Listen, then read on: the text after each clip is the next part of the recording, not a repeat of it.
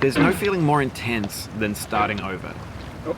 If you deleted your homework the day before it was due, as I have, or if you left your wallet at home and you have to go back after spending an hour in the commute.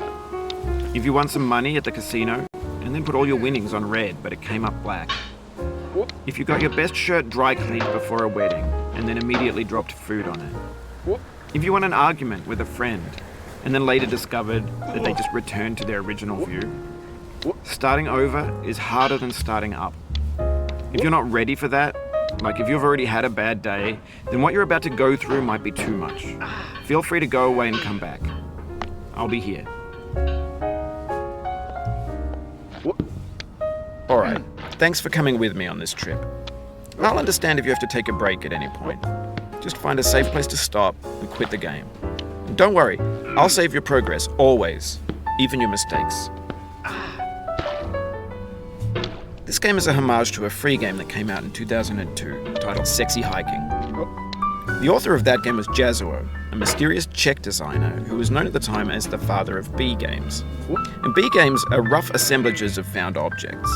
Designers slap them together very quickly and freely, and they're often too rough and unfriendly to gain much of a following. They're built more for the joy of building them than as polished products.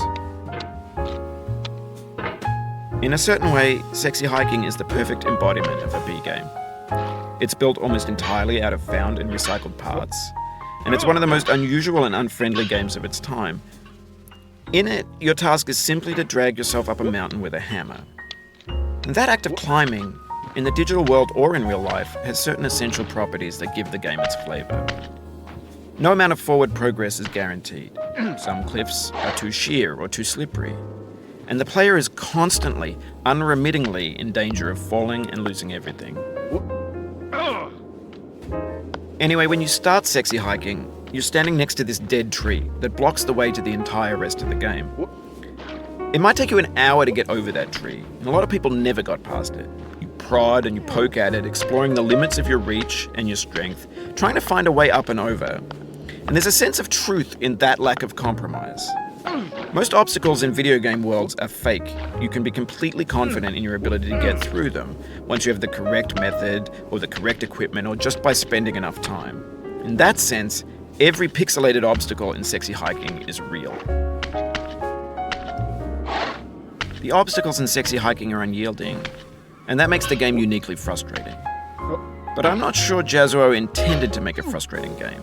The frustration is just essential to the act of climbing, and it's authentic to the process of building a game about climbing. A funny thing happened to me as I was building this mountain.